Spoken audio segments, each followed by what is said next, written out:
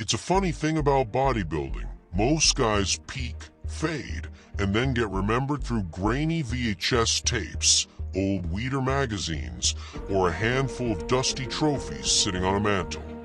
But every once in a while, someone comes along who completely rewrites the rules of the game. Someone who takes Father Time by the wrist, puts him in a headlock, and says, "Not today, old man." This is the story of a bodybuilder who became a legend, not because he won the Sandow, though he came achingly close, but because he refused to let age stop him. In fact, the older he got, the better he looked. Our mystery man was born in the Caribbean, on the island of Barbados, in 1930. Yes, you heard that right, 1930. While most kids today can't even imagine a world without Instagram filters, this man grew up in an era when radio was still king. Yet somehow, from this tiny island, he would eventually stride onto the biggest bodybuilding stages in the world. But here's a fun fact. His exact birth year was a matter of debate for decades. Some claimed he was born in 1930, others suggested 1933, and still others whispered that maybe even he wasn't entirely sure anymore. It became a running joke in bodybuilding circles. How old is he really? Well, regardless of the number on the calendar, one thing was clear. His body aged about as well as a fine bottle of Caribbean rum. Smooth, timeless, and with just the right amount of kick. When he eventually made his way to the UK, he started competing in local contests in the 1960s. Unlike some of his contemporaries who blew up overnight, he was a slow burn success. He just kept showing up, improving, refining, chiseling away like Michelangelo with a marble block. By the time he hit the international stage, the judges had no choice but to take him seriously. His calling card? Symmetry, razor-sharp conditioning, and arms that looked like they were carved out of granite. Seriously, those peaks could rival the Himalayas. One of the little-known facts about him, he was actually a vegetarian for much of his career. While other bodybuilders were scarfing down steak, chicken, and gallons of milk, he was proving you could build world-class muscle with a plant-heavy diet. Talk about being ahead of his time. Nowadays, we've got vegan protein powders and Instagram influencers preaching plant-based gains, but back then, he was practically a bodybuilding pioneer.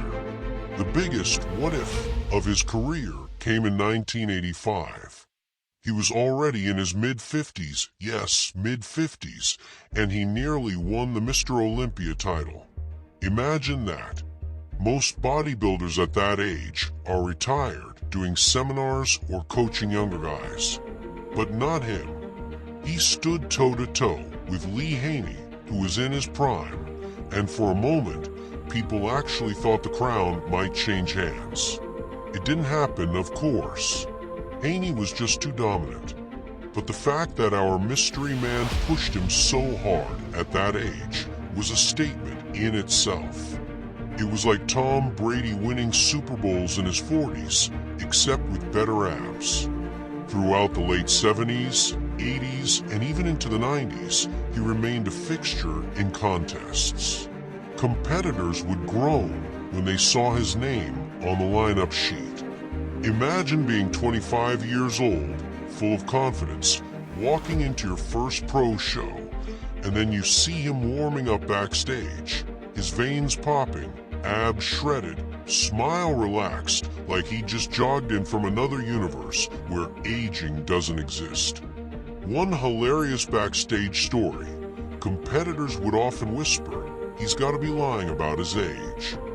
Some even joked that he had a secret pact with the devil, or maybe just the world's best skincare routine. But the truth was simpler. He just loved training. He lived in the gym day in and day out, and the gym rewarded him with the fountain of youth. Here's a little known fact. Before he was battling it out for Olympus, He was a champion in the amateur circuit, winning the prestigious IFBB Mr. Universe title back in 1969. And get this, he won twice. Once in the short class and once overall. Most people don't even remember that part of his resume, but it's proof that he was elite from the very beginning. Now, what made him really beloved wasn't just his physique, it was his personality. He had this calm, almost regal presence. Unlike some of the louder, more boastful bodybuilders, he didn't need to trash talk. He let his physique do the talking. But don't be fooled, he wasn't boring. He had a sharp wit and a sense of humor. When people would ask about his age, he'd grin and say something like, old enough to know better, young enough to keep winning. He competed well into his 60s, which is unheard of at the top professional level. Even after retirement, he remained active in the sport, attending shows, inspiring fans, and proving that the human body is capable of far more than most of us believe. Today, his name is spoken with respect, not because he was the most massive, not because he racked up the most sandos, but because he redefined what was possible. He showed that age is just a number, and sometimes that number is a little fuzzy on purpose. So, who is this man who defied time, stood on stage with legends across 4 different decades, and nearly became Mr. Olympia in his mid-50s? His name, have you guessed it yet? Have you put it together? Let's find out. His name is Albert Beckles. And in the Pump Files, that makes him one of the greatest testaments to longevity, discipline, and the eternal spirit of bodybuilding. Until next time, keep pumping, keep learning, and keep bodybuilding. And if you like what we do, subscribe and smash the notification bell.